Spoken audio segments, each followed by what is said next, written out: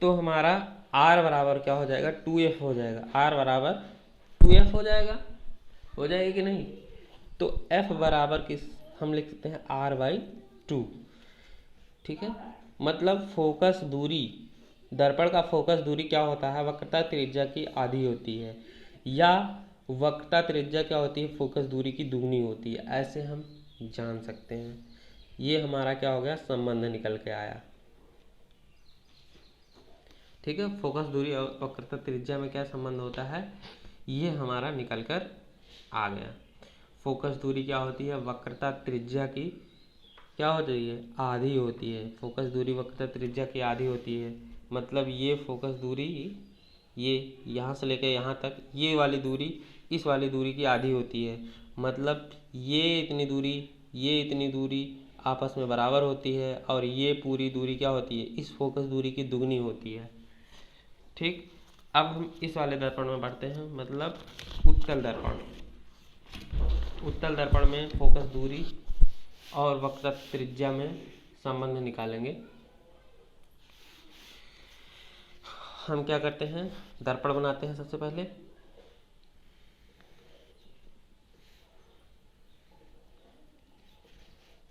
ये हमारा उत्तल दर्पण हो गया। ठीक है, ये हमारा पोल हो गया। अब मुख्य अक्ष खींच देते हैं। मुख्य अक्ष है, मुख्य अक्ष के समांतर कोई रेखा आ रही है, मतलब किरण आ रही है, ये मुख्य अक्ष है। मुख्य अक्ष के समांतर कोई किरण आ रही है, टकराई। अब यहाँ से कैसे परावर्तित होगी, सबसे पहले हम इसका केंद्र यहाँ पे है, हमारा वक्रता केंद्र यहाँ पे है। वक्रता केंद्र से इस पर क्या करते हैं, अभिलंब खींच देते हैं, ऐसे डॉट डॉट डॉट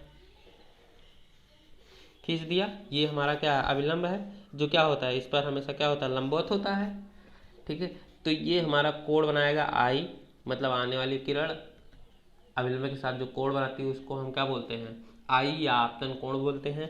तो ये जितने अंश का कोण बनाएगी उतने अंश का कोण बनाते हुए ये बाहर जाएगी ऐसे। ठीक है, ये बाहर जा रही है, इसको हम बोलते हैं आर। तो इस वाली किरण को जब हम पीछे बढ़ाते हैं तो ये जिस बिंदु पर काटती है मुख्य अक्ष को, उसको हम क्या बोलते हैं, फोकस बोलते हैं। ठीक है, ये हमारा पोल है। अब देखो यहाँ पे, ठीक है, अब हमको यही तो संबंध निकालना है, फोकस दूरी और वक्रता त्रिज्या में क्या संबंध होता है, मतलब इस वाली दूरी में और इस पूरी दूरी में क्या संबंध होता है, मतलब पी एफ और सी पी में क्या संबंध होता है ना।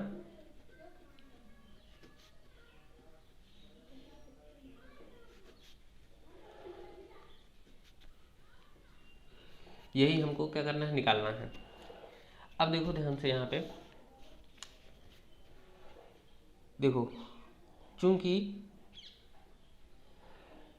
ध्यान से देखना, चूंकि देखो ध्यान से, अगर हम इस वाली किरण को थोड़ा डॉट डॉट पीछे बढ़ा देते हैं समझाने के लिए। ठीक है, देखो ये क्या है, एक समांतर रेखा है, ये इसके एक समांतर रेखा है। और देखो ध्यान से, ये तिर्यक रेखा काट रही है कि नहीं, देखो ये तिर्यक रेखा काट रही है और ये तिर्यक रेखा काट रही है।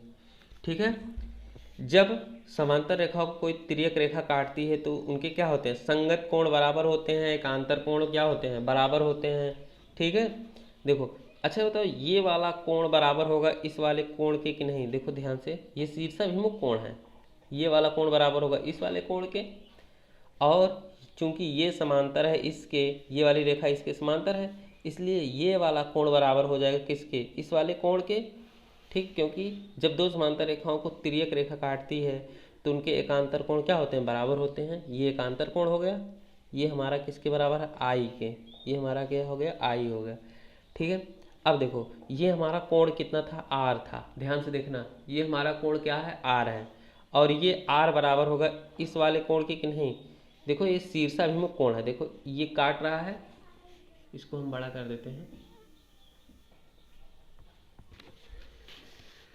देखो अब देखा, ये वाला कोण बराबर होगा इस वाले कोण के। ठीक है, क्योंकि ये क्या क्या है, शीर्षाभिमुख कोण है। ठीक है, ये वाला कोण बराबर होगा इस वाले कोण के, क्योंकि ये क्या है, शीर्षाभिमुख कोण है। देखो शीर्षाभिमुख कोण क्या होता है मैं बता देता हूँ। जैसे मान लो दो तिर्यक रेखाएं एक दूसरे को कहीं पर काटते हैं तो ये वाला कोण बराबर होता है इस वाले कोण को। इन दोनों कोण को हम क्या बोलते हैं, शीर्षाभिमुख कोण बोलते हैं। मतलब ये वाला कोण और ये वाला कोण आपस में बराबर होता है।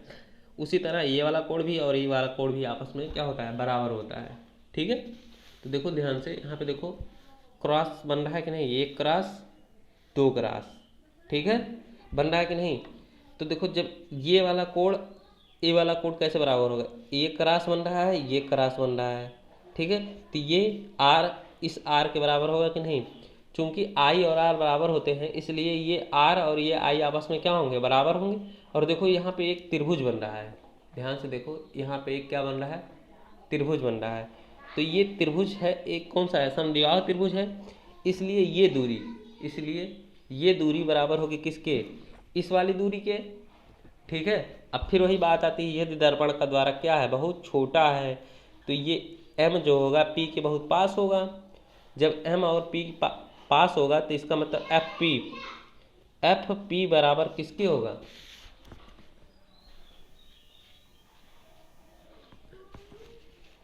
तो एफ पी हमारा किसके बराबर होगा, एफ पी मतलब एफ पी हमारा किसके बराबर होगा, पी, ये देखो एफ पी है, एफ पी हमारा किसके बराबर होगा, एफ एम के बराबर होगा, एफ एम के बराबर होगा।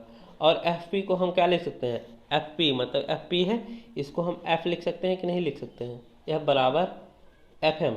बच्चों देखो, और ये वाली दूरी इसके बराबर है सी एफ के, ठीक है, ये इतनी दूरी एफ एम बराबर था किसके, सी एफ के, मतलब एफ एम बराबर है किसके, सी एफ के।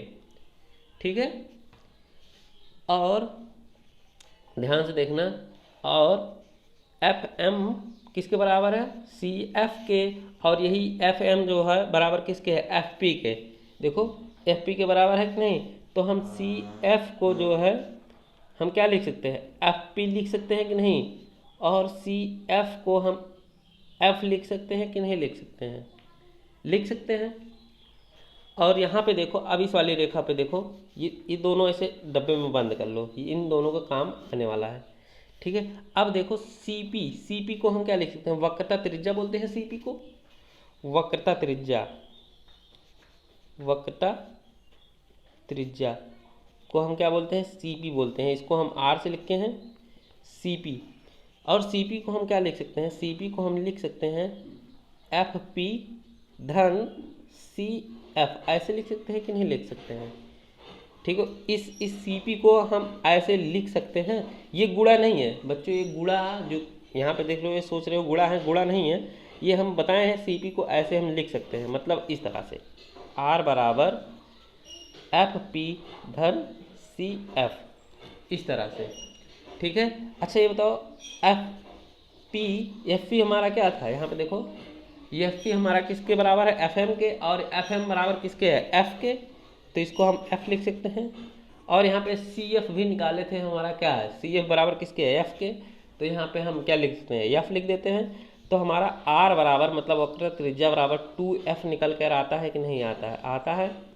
इसको हम लिख सकते हैं f बराबर r/2, ऐसे भी लिख सकते हैं। तो यहाँ से फिर से सिद्ध हुआ कि क्या होती है, फोकस दूरी वक्रता त्रिज्या की आधी होती है, या वक्रता त्रिज्या क्या होती है, फोकस दूरी की दूनी होती है।